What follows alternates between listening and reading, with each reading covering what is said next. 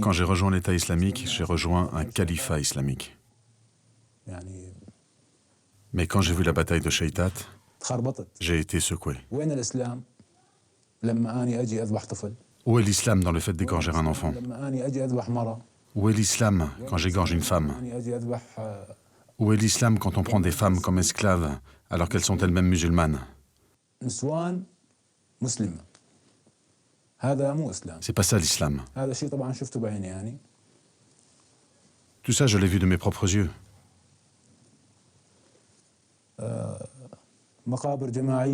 On jetait des gens dans des fosses communes par milliers. Des enfants. Un jour viendra. L'État islamique tombera. Et là, on saura que j'ai dit la vérité. Mon nom est Abou Oussama Eshami, syrien, de Raqqa. Je suis un déserteur de l'État islamique. J'ai 32 ans. Je m'appelle Abou Ali, de Jordanie. J'ai 38 ans. Je suis Abou Rodaifa, syrien de Raqqa. J'ai 28 ans. J'ai déserté l'État islamique il y a 6 mois environ. Abou Maria, je suis déserteur de l'État islamique. Je suis syrien, je viens de Raqqa. J'ai 22 ans.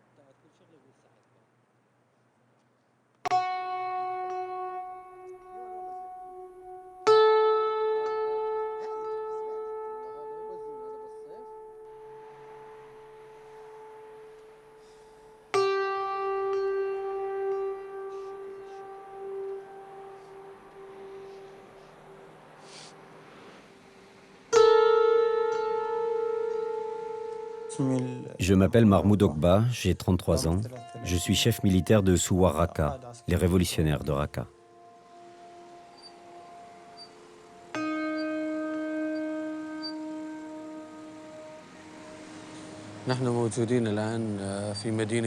Ici, on est dans la ville de Şanlıurfa, dans une province du sud de la Turquie. On est à environ 60 km de la frontière syrienne.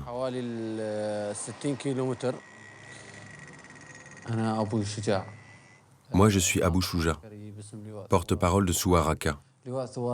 Souar Raqqa est une faction de l'armée libre syrienne qui combat en Syrie. Nous sommes une cellule spécialisée uniquement dans la désertion des combattants de Daesh.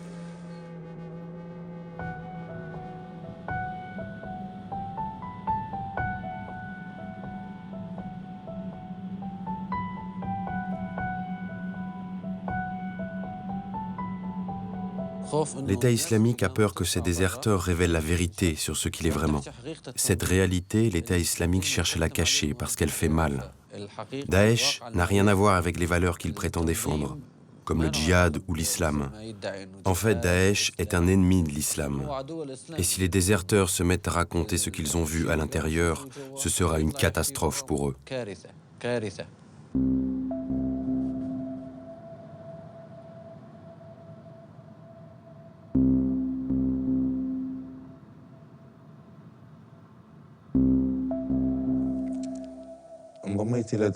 J'ai rejoint l'État islamique d'abord parce que cette organisation me semblait légitime.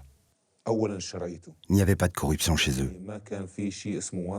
Que ce soit l'armée libre syrienne, Ahrar al-Sham, ou les autres factions rebelles, les groupes qui contrôlaient Raqqa avant eux étaient très mauvais.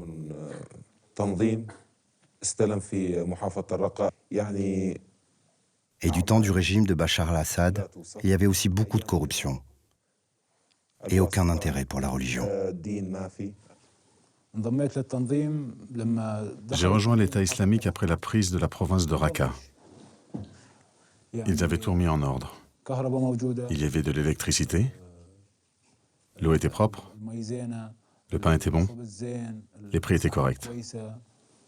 Ils ont fait des bonnes choses dans la province.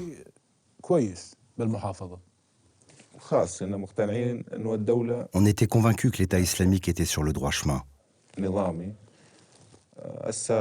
La situation à Raqqa était très bonne, parce qu'il n'y avait plus de vols. Les tenues des femmes étaient correctes. On faisait la prière. La sécurité était revenue. Et au début, tout allait très bien.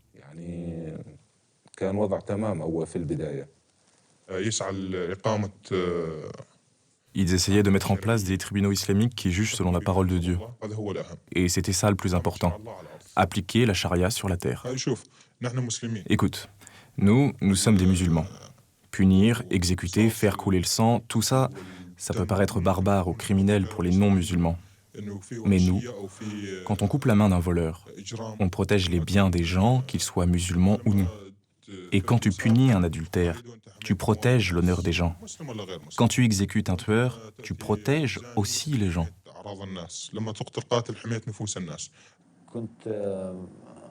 Moi, quand j'allais sur Internet, je voyais leurs vidéos. Alors l'idée a commencé à faire son chemin dans ma tête. Parce que je suis pratiquant. J'avais envie de servir ma religion. Un État islamique, c'est un État du califat. Et comme tous les musulmans, on a envie d'avoir un État islamique. Et puis, il y avait leur organisation, l'organisation des soldats. Ils avaient une réelle volonté de construire un État avec des institutions militaires et des institutions civiles.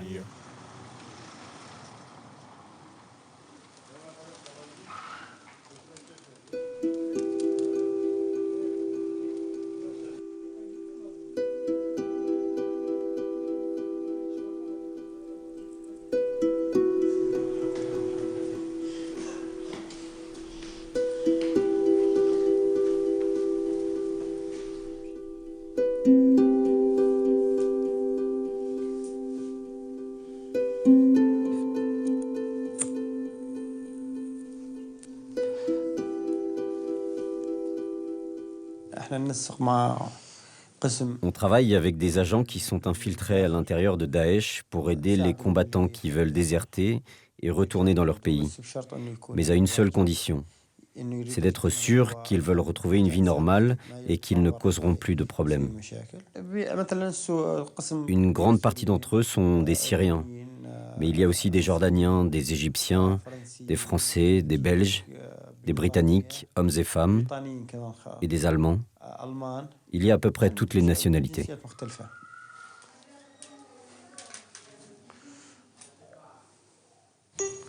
Salam alaikum.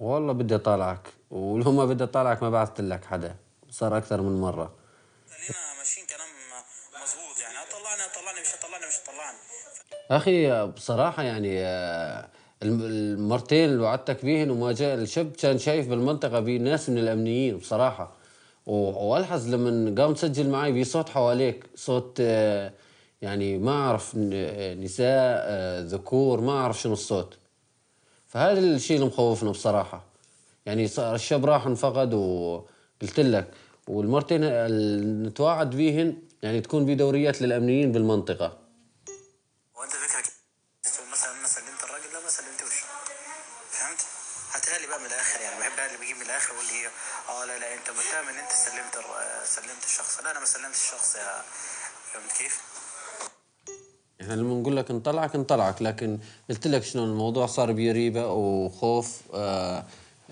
شوي يعني ما تواخذني يعني حقي اني مثل مو حقك ولكن هسه ان شاء الله وصلنا بعض وخلاص.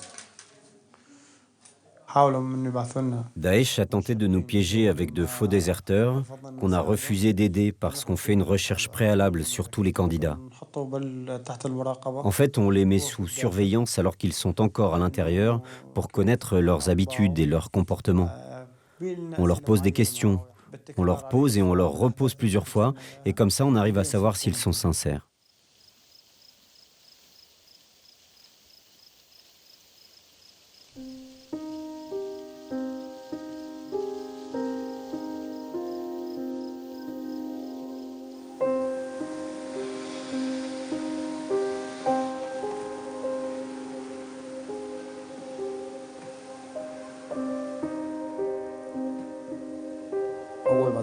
Quand je suis arrivé, je me suis présenté aux gens de Daesh et ils m'ont reçu. Je leur ai dit que j'étais jordanien. Ils apprécient beaucoup les combattants qui viennent de l'étranger.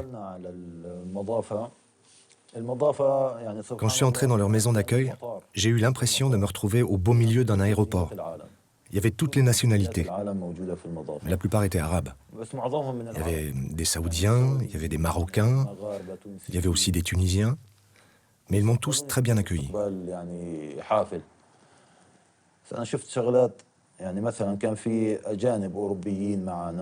Mais j'ai remarqué une chose. Il y avait des Européens avec nous. Et puis dans cette maison d'accueil, il y avait un petit jardin avec des poules. Quand on voulait manger, on devait en tuer une ou plusieurs selon combien on était. Eh bien, ils voulaient absolument que ce soit les Européens qui égorgent les poulets, comme une sorte d'entraînement. Ils ne voulaient pas que ce soit des Syriens qui le fassent. Pourtant, eux, ils avaient l'habitude de faire ça. Mais non. Ils cherchaient plutôt un Américain, un Anglais, pour égorger leurs poulets.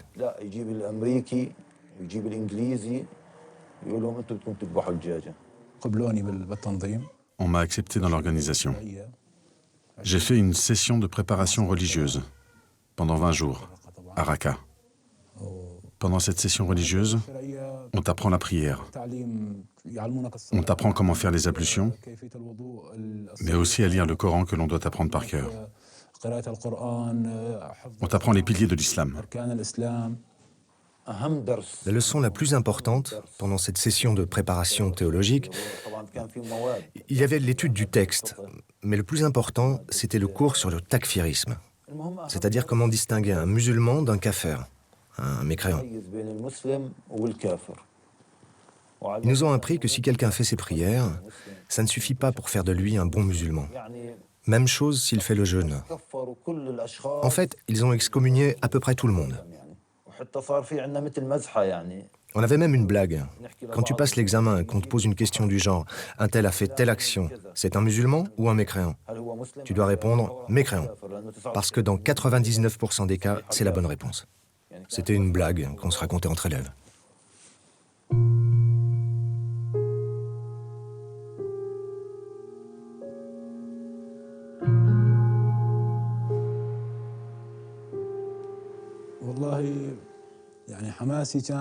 J'étais motivé à 100%. La session de préparation religieuse, c'était un vrai lavage de cerveau. Et après ça, tu es prêt à prendre un tank et à aller te faire exploser n'importe où. Que ce soit contre l'armée de Bachar al-Assad ou contre l'armée libre syrienne. Ce sont pourtant tous des musulmans comme nous. Dès le début, il pose la question à tout le monde. Voudrais-tu t'inscrire pour une opération suicide? Moi, j'ai répondu non, pour ne pas me mettre dans ce bourbier. Mais ils disent souvent qu'ils veulent commettre des attentats à l'étranger, dans les capitales. Ils en parlent souvent.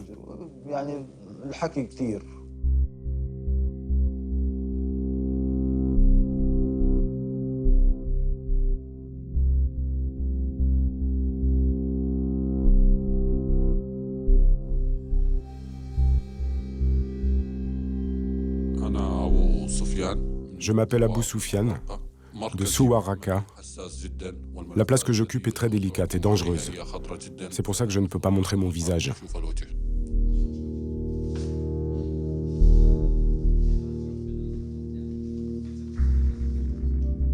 Voilà, ça, c'est un cours pour fabriquer une bombe.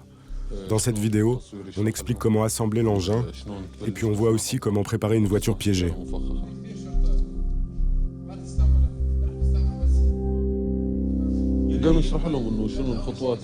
Là, il leur explique toutes les étapes à suivre. Ce qu'il faut acheter, le genre de câble à utiliser, de préférence des câbles de plusieurs couleurs, pour les distinguer plus facilement.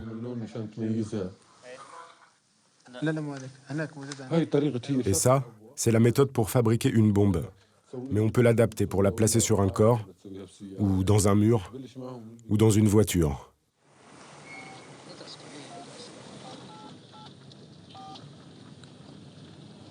السيارة استشهادية السيارة بإذن الله معدة للتجريب هكذا التحكم بسم الله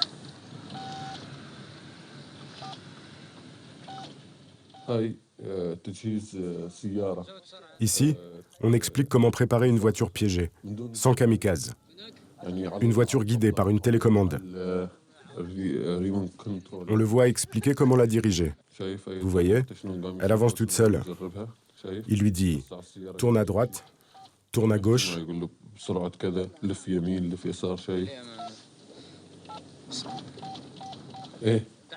On a trouvé cette vidéo dans le portable d'un déserteur qui se trouvait déjà en dehors des zones sous contrôle de l'État islamique.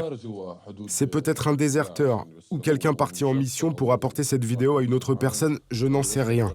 Mais lui, il se dit déserteur. Et pourtant, on a trouvé cette vidéo dans son portable.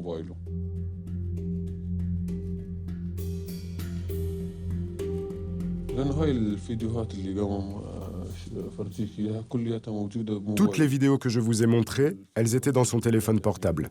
Et toutes ces vidéos expliquent comment préparer un engin explosif ou une voiture piégée. C'est très intriguant tout ça. Il était de quelle nationalité? Français. Il était de nationalité française. Il veut rentrer en France. Il a ses papiers, son passeport, et il veut rentrer dans son pays. Il dit que même en France, personne ne sait qu'il est en Syrie. Ils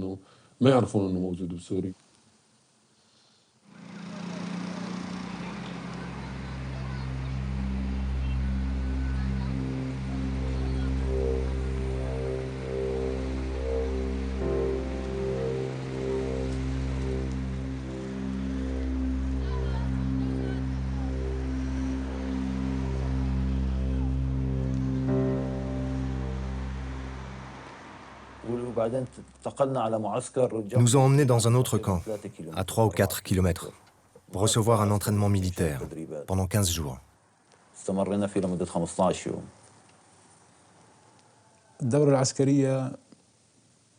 La préparation militaire était difficile. Très difficile. On mangeait une seule fois par jour.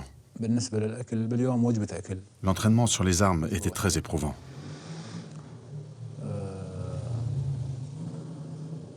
Il faisait ça soi-disant selon la tradition du prophète. Alors on était tout le temps pieds nus. Sur la terre, sur les rochers, sur du verre. Hiver comme été, on était tout le temps pieds nus. À la fin du camp d'entraînement, ils nous ont répartis sur différentes régions. Moi, j'étais censé aller en Irak. On est allé au village de Garma, près de Fallujah, pas loin de Bagdad. On a passé un jour dans une maison d'accueil. Et le lendemain, ils nous ont emmenés sur le champ de bataille.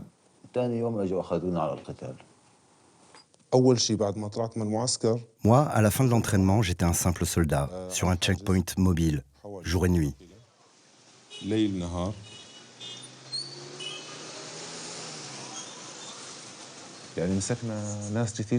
On a arrêté beaucoup de gens après avoir fouillé leur téléphone portable. Plusieurs d'entre eux ont été exécutés à cause de ça. Certains avaient des photos ou des vidéos de Bachar al-Assad.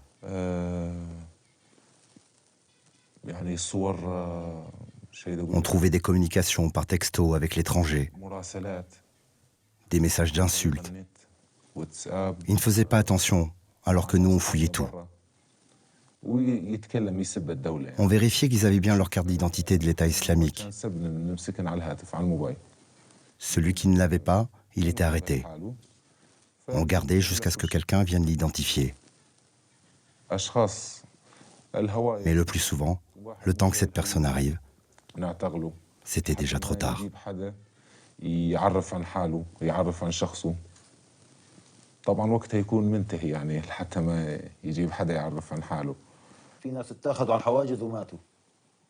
Des gens ont disparu sur ces checkpoints. Ils fouillaient dans leur portable et là, ils trouvaient les moyens de les accuser d'apostasie. Ce sont surtout les forces de sécurité qui sèment la terreur.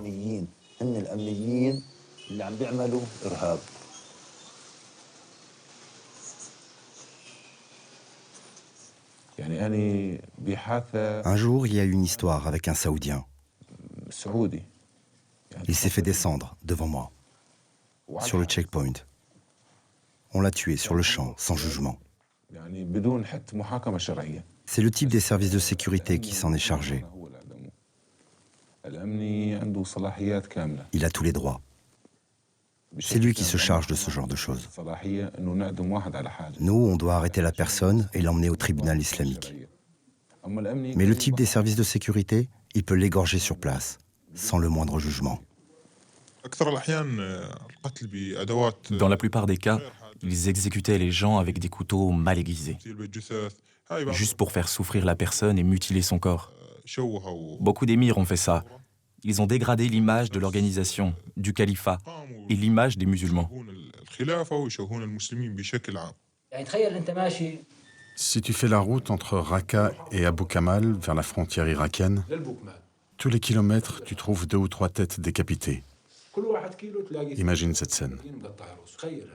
Avec les enfants qui passent et qui voient ça. Ils sont innocents.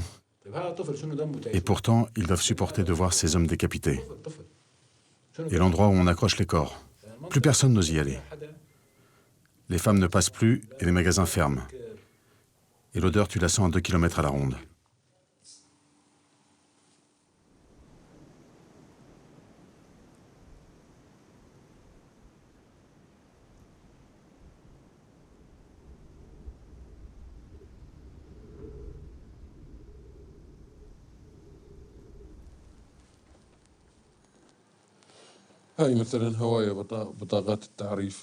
Regardez, ça, par exemple, c'est la carte d'identité qu'ils donnent à leurs membres.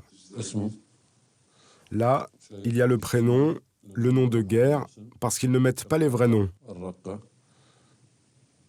La région, Raqqa, la section artillerie.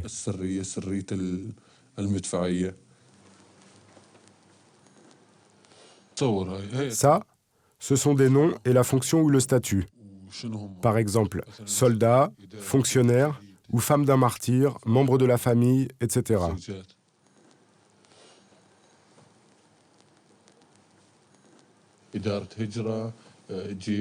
Ils ont un service de l'immigration, une armée, des institutions civiles, toutes sortes d'institutions qu'ils ont inventées. C'est différent de ce que l'on connaît déjà, mais ils sont très organisés. Là, c'est un listing de leurs citoyens. C'est en quelque sorte un registre d'état civil, comme dans n'importe quel autre pays. Ils tiennent aussi à jour toutes leurs dépenses, comme par exemple ce qu'ils donnent à leurs membres. Ici, c'est une allocation, $50. Le bénéficiaire s'appelle Abu Omar Hollandi, Abu Omar le Hollandais. C'est pour l'achat de meubles. Là, c'est pareil, c'est une allocation de $50. Le bénéficiaire s'appelle Abu Tamim Al-Faransi, Abu Tamim le Français. Et là encore, c'est pour du mobilier.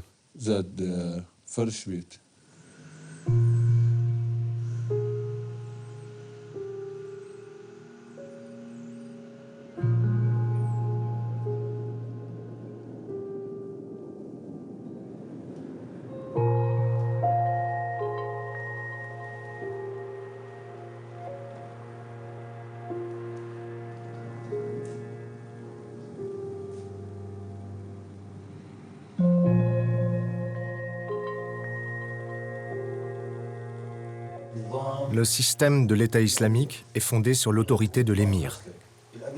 C'est comme un système militaire. L'émir, c'est l'équivalent de l'officier dans une armée normale. Il faut lui obéir parce qu'obéir à l'émir, c'est obéir au chef. Et obéir au chef, c'est obéir à Dieu.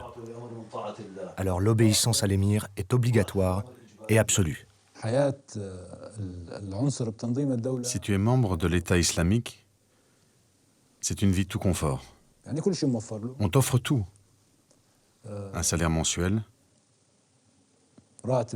Moi, par exemple, en tant que Syrien et membre de Daesh, je touchais $100 par mois.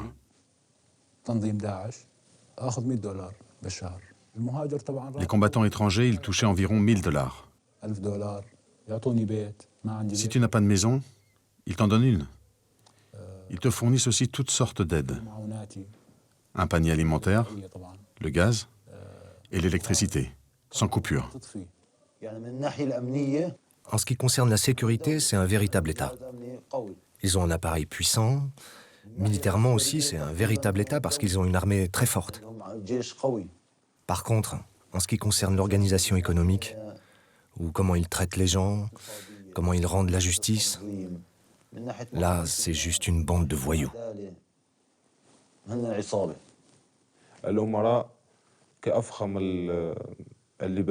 Les émirs avaient les habits les plus chics, les plus belles maisons. Ils avaient aussi la meilleure nourriture, les voitures les plus récentes, et aussi des gardes du corps. Et quand ils ont mis la main sur Raqqa, ils ont pillé les banques.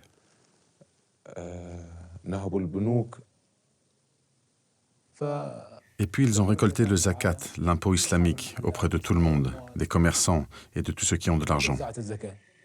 Mais le problème, c'est qu'ils ne l'ont pas redistribué aux pauvres, alors que dans la rue, les gens mendient. Les membres de l'État islamique, et ça je l'ai vu de mes propres yeux, ils fumaient, alors qu'ils interdisaient aux autres la cigarette. Eux fumaient en cachette, et ils punissaient ceux qui fumaient. Pourtant, ce sont eux qui sortent des sourates et des paroles du prophète pour te dire que c'est interdit.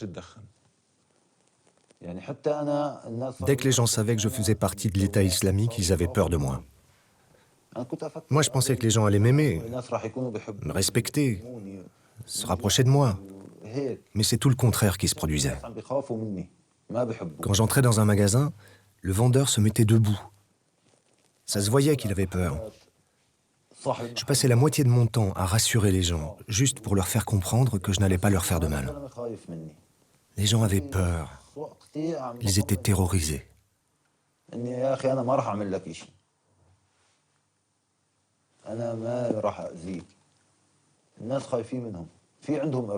venant ici, je pensais trouver une terre d'ouverture. Mais en fait, je me suis retrouvé au beau milieu de services secrets. Ce sont tous des agents de renseignement. Ils s'espionnent les uns les autres. C'est la même chose que dans nos régimes répressifs du monde arabe.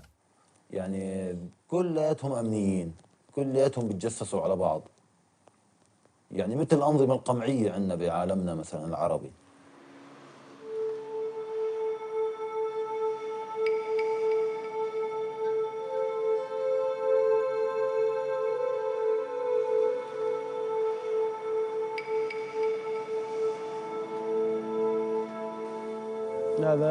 Lui, il est de l'État du Khorasan en Asie centrale.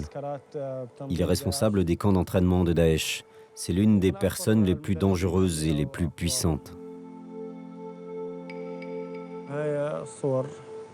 Ce sont des photos des membres de l'État islamique. Ça, c'est Abu Mohammad al-Jazraoui, d'Arabie Saoudite. C'est devenu un religieux. Il a délivré de nombreuses fatwas qui ont conduit à la mort de plusieurs des nôtres.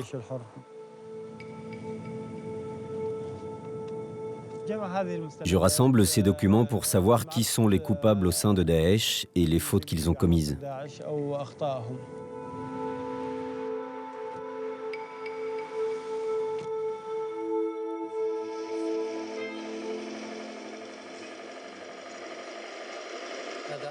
Ça, c'est une rue à Raqqa, où il y a beaucoup de membres de l'État islamique.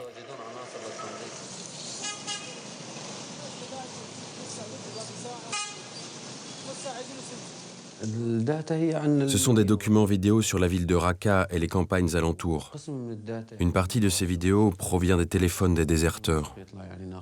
Une autre partie vient de nos agents qui sont toujours infiltrés au sein de Daesh. Ça nous donne des informations sur les mouvements au sein de l'État islamique. On sait où ils se trouvent, combien ils sont, et ça nous permet de connaître tous leurs mouvements en ville.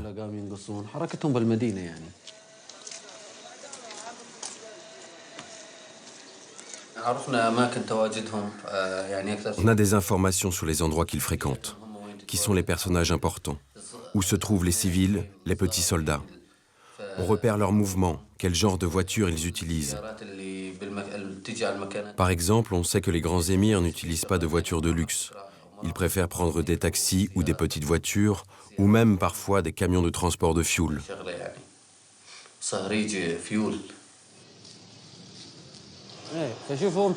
Tu vois, lui, il s'est posé à un point fixe avec sa caméra parce qu'il sait qu'il y a beaucoup de membres de Daesh qui passent par là.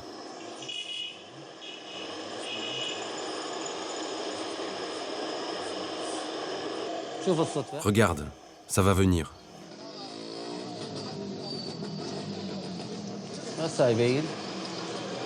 Là, par exemple, c'est un groupe de Chinois.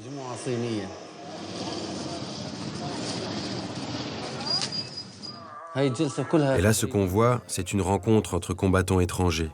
Plus tard, certains jureront qu'ils n'ont jamais fait partie de Daesh, comme des Européens qui, une fois rentrés chez eux, diront « Nous, on n'y était pas. Pour nous, les Syriens, l'État islamique, ce n'est pas quelque chose d'anodin. Quand on aura de nouveau un État et un gouvernement, on jugera les membres de Daesh. On demandera à tous les pays de juger les leurs. Et on pourra le faire parce qu'on aura des images de chacun d'entre eux. » كيفاش اخاي؟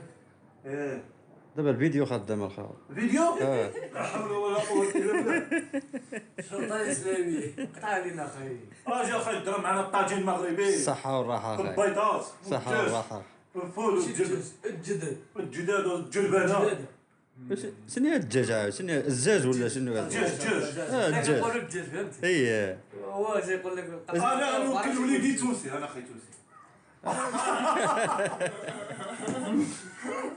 مغربي على باباها. Il se repose essentiellement sur les combattants étrangers. Moi, quand j'y étais, il disait que tous les mois, ils avaient 2000 combattants qui sortaient de leur camp d'entraînement. Beaucoup de gens les rejoignent. Des étrangers, des locaux. 2000 environ tous les mois. Ils avaient beaucoup de combattants, alors ils s'en foutaient de les envoyer à la mort.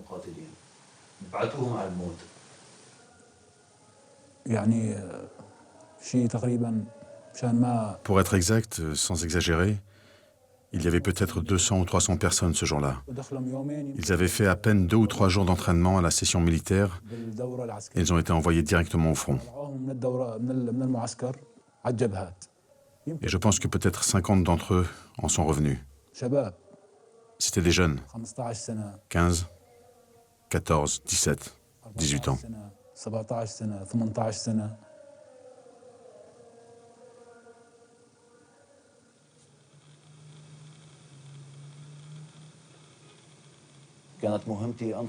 Moi, je devais transporter les blessés. C'était ma mission. Je me souviens, il y a eu ce blessé, un Irakien. Dès que je l'ai mis sur la civière, il m'a pris la main et il m'a dit « S'il te plaît, Abou Ali, pour l'amour de Dieu, ne me laisse pas ici. » Je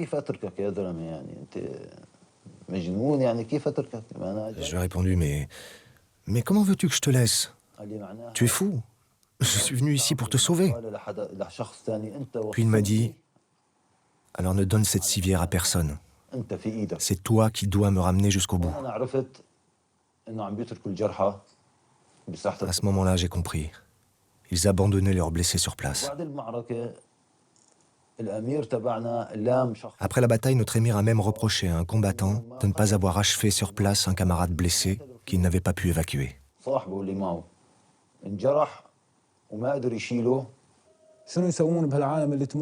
Ils faisaient quoi des morts? De nos propres soldats? On n'en sait rien. Il n'y avait aucun enterrement. Les cadavres n'étaient pas remis aux familles. Ils les jetaient dans un endroit. Moi, je peux parler de Mayadine, où j'ai vu beaucoup de morts de l'État islamique.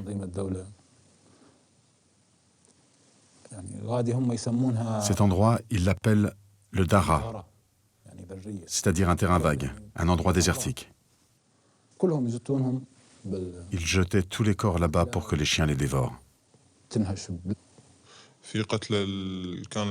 Les personnes exécutées, on les jetait dans le trou, Al-Huta.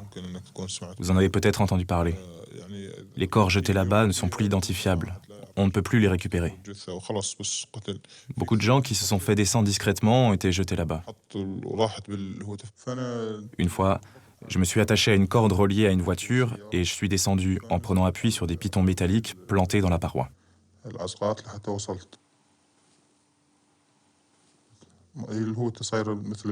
Dans le Huta, ce grand trou, des corps restent parfois accrochés au rocher.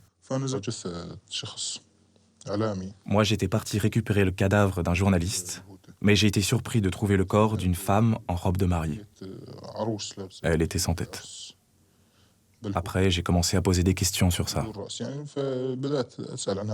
On m'a dit qu'elle avait été arrêtée le jour de leur mariage parce qu'elle était maquillée et qu'elle ne s'était pas couvert les cheveux. Le mari a été jugé impur pour l'avoir laissé faire. On les a tués tous les deux pour ça et on les a jetés là.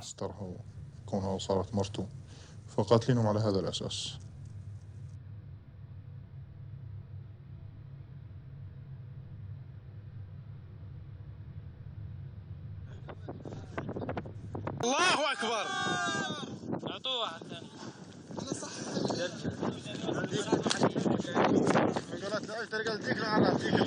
هذا لازم ما يلعب يقرا البنوب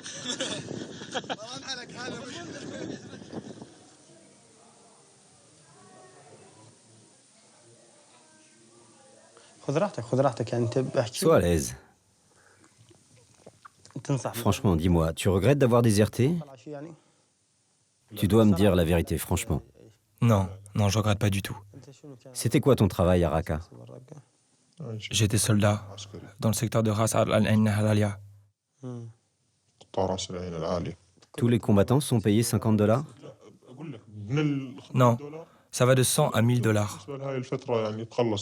En ce moment, c'est en train de diminuer à cause du retrait de l'organisation de certaines régions riches en pétrole. Elles ont été la cible des frappes de la coalition.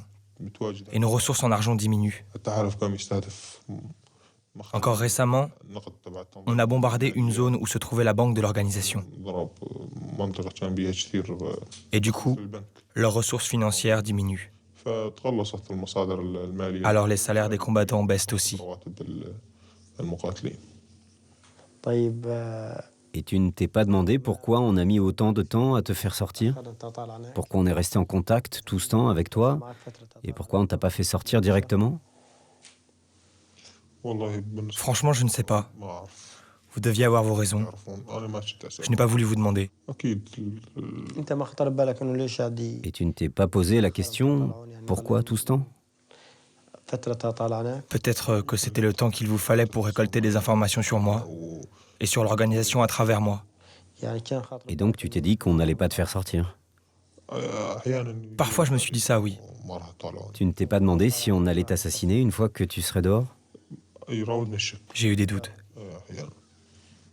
En fait, tu avais des liens avec les services de sécurité. Ils allaient chez toi et toi tu allais chez eux. Ça nous faisait peur. C'est pour ça qu'on a repoussé ton dossier plusieurs fois. En ce qui concerne les services de sécurité et les combattants, j'ai des relations avec un peu tout le monde. S'ils viennent chez moi, c'est parce que ce sont des amis, c'est tout. Je me mêle pas de leur travail, ils se mêlent pas du mien. Mais tu étais très proche d'eux, non? Moi, j'ai des gens de ma famille qui sont dans les services de sécurité. Mais nos relations familiales et l'amitié qui nous lient n'ont rien à voir avec le travail.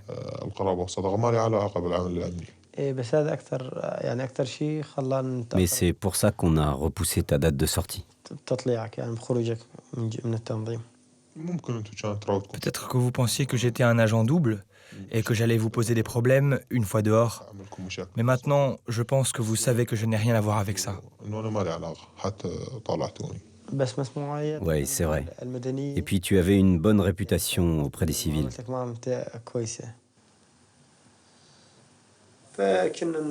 On veut qu'ils se détendent, qu'ils soient en confiance, qu'ils se rapprochent de nous pour nous aider à entrer en contact avec ces camarades qui sont restés à l'intérieur. Et pour ça, il faut qu'ils soient à l'aise.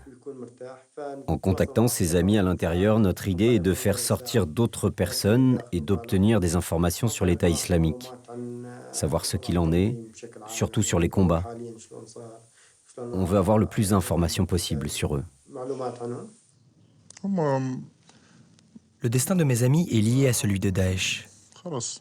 L'organisation leur procure plein de choses qu'ils ne pourraient pas avoir ailleurs s'ils sortaient. Les gens savent que ce sont des membres de l'État islamique. Et ils savent qu'ils ont commis des crimes. Il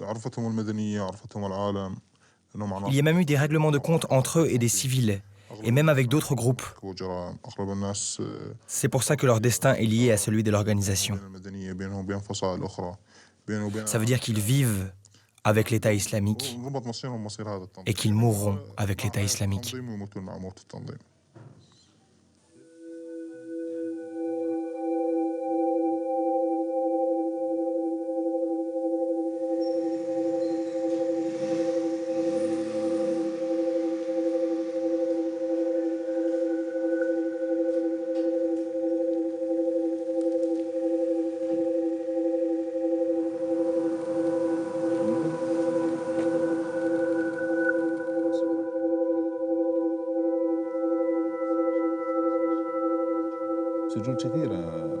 Il y a beaucoup de prisons qui sont remplies de combattants étrangers déserteurs.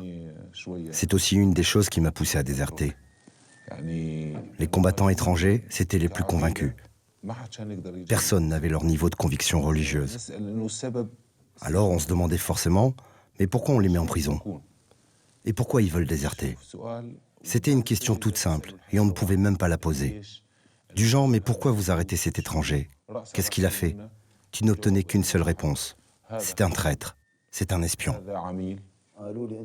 Quand ils m'ont nommé gardien de prison, je me suis dit, tant mieux, ici au moins il n'y aura pas de combat. Mais au bout de quelques jours, je n'en pouvais plus.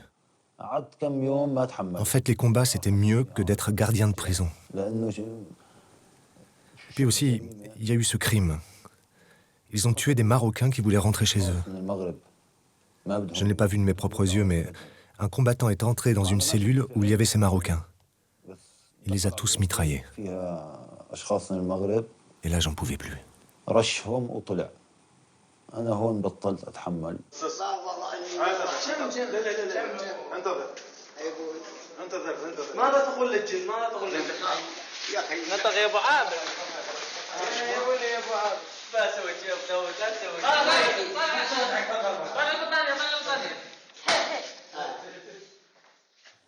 J'entendais les cris de ceux qui étaient torturés.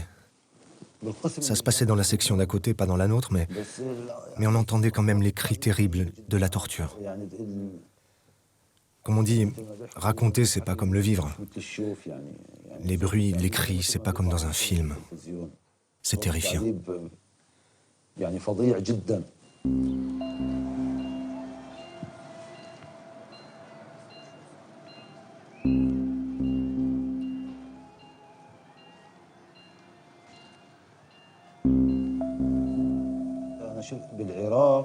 En Irak, j'ai vu 2 esclaves sexuelles.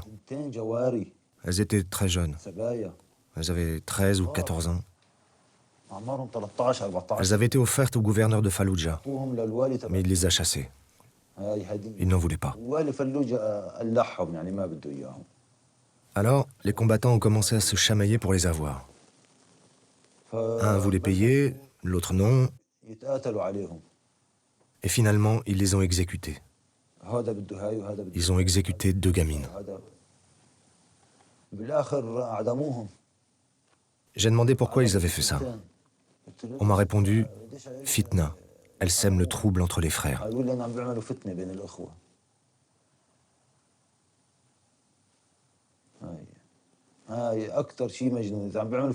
C'est le truc le plus fou que j'ai jamais vu. Si elle sème le trouble entre les frères, ça veut dire qu'on doit exécuter toutes les femmes dans la rue?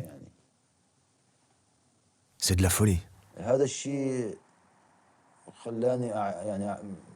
Avec cette histoire, j'ai commencé intérieurement à regretter. Et là, je me suis dit, jamais j'aurais dû venir ici.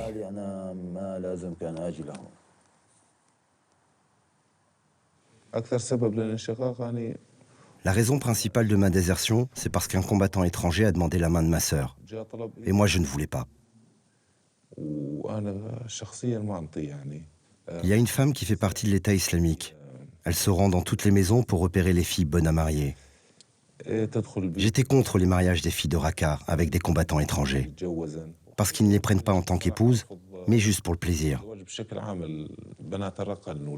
Alors j'ai trouvé des excuses. J'ai inventé une histoire de décès dans ma famille, à Tel Abyad, près de la frontière.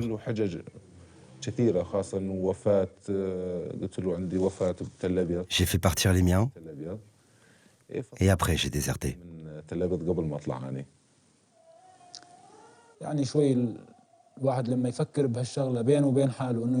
Dès qu'on commence à penser à la désertion, on vit dans la terreur, même si ce n'est encore qu'une simple idée.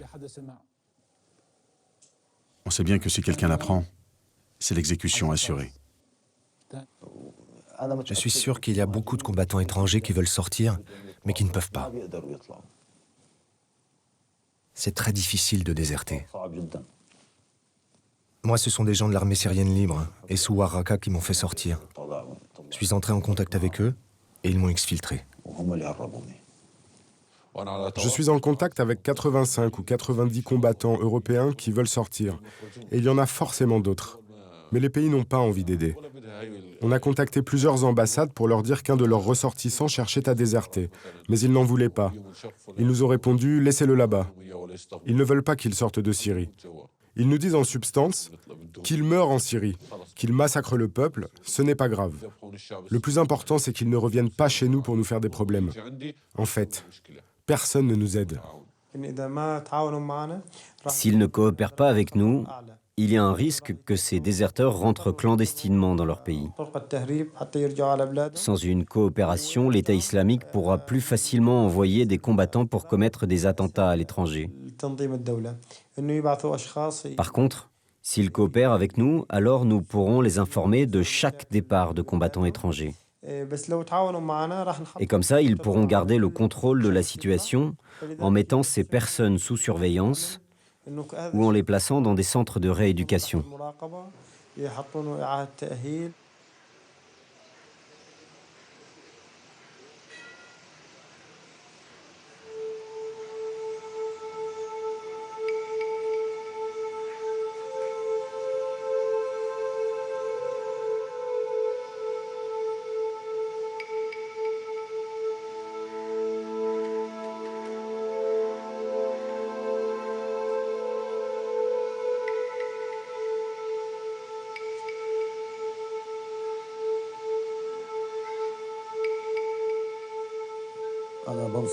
Je conseille à tous les frères, si tu recherches un État islamique, alors Daesh n'est pas l'État que tu recherches. Ce n'est pas un État. Ça n'a rien d'islamique. Ce sont des criminels. Ne venez pas ici pour le regretter après.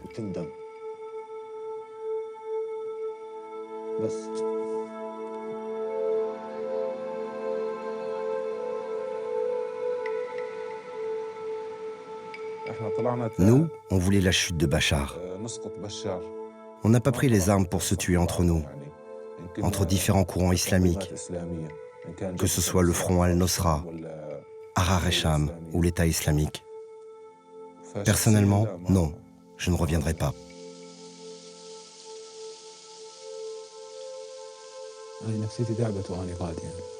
J'étais épuisé mentalement quand j'étais là-bas.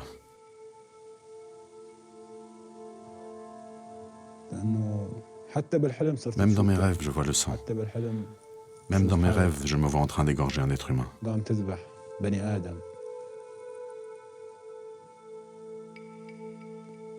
J'espère pouvoir oublier. J'espère que notre avenir sera meilleur. Si Dieu le veut.